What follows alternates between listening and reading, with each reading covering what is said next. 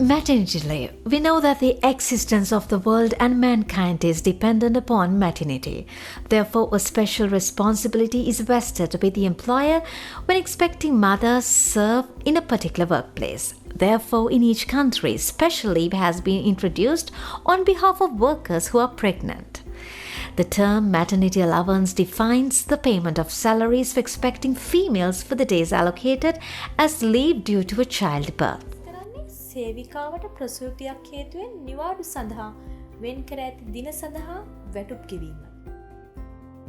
When discussing about maternity leave, we have to basically abide by two acts. Let's see what they are. 1. Shop and Office Employees Act number 19 of 1954.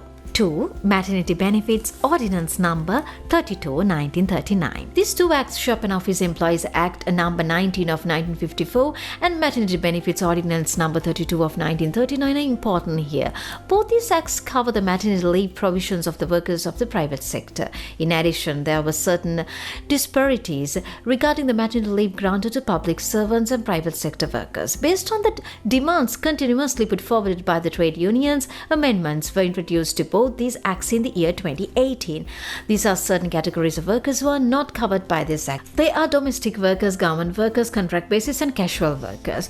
Domestic workers, government workers, contract basis and casual workers do not get any coverage in this. The legal provisions with relevance to the government workers are indicated in the Establishments Code. That means the government workers enjoy these maternity leave entitlements as provided by in the Establishment Code. Now let's consider how this right is granted to the workers of the private sector. 1. In a live birth, 12 weeks or in other words, a period of 84 days is granted. 2. In a live birth, 12 weeks or in other words, a period of 84 days is granted. This 84 days period does not include Poya holidays and weekends. In the case of a stillbirth, 1. The worker is entitled for 6 weeks or a period of 42 days. 2. The worker is entitled for leave even for a stillbirth. There, they get leave of 6 weeks or a period of 42 days in the case of a stillbirth. Did you ever know about this privilege? Let us proceed further.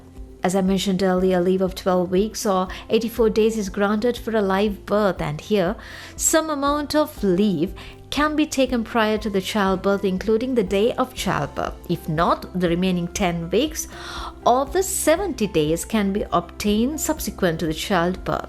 This is not mandatory.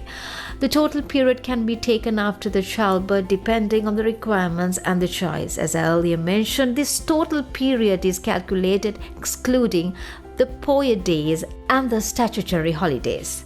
As stipulated by the Maternity Benefits Ordinance, a maternity leave period of 12 weeks should be given, including the non-working days as well.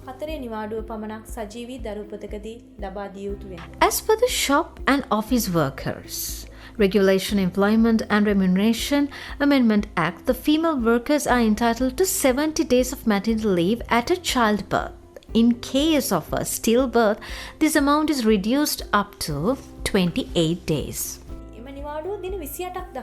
As per the Shop and Office Workers Regulation of Employment Remuneration Amendment Act, the female workers are entitled to 70 days of maternity leave at a childbirth. In case of a stillbirth, this amount is reduced to up to 28 days. The female workers should make the employer aware of the need of leave 1 month or 14 days prior to the childbirth. This should be done and further within 1 week from the childbirth. She should make the employer aware of the date of childbirth, enabling the employer to accurately specify the number of days of maternity leave she is entitled to. However, this law does not include the provisions needed to extend the period of maternity leave in relation to a multiple childbirth, a twin birth due to the probable risk of the mother to encounter post-natural complications or diseases. Here there's a big loophole. Let's see in the future whether we have possibility to get the leave period extended in such circumstances. through the support extended by the trade unions. As the Shop and Office Employees Act, during maternity leave, the worker is entitled for full pay. However, under the Maternity Benefits Ordinance, it's only 86% of the worker's salary that is paid for the relevant period.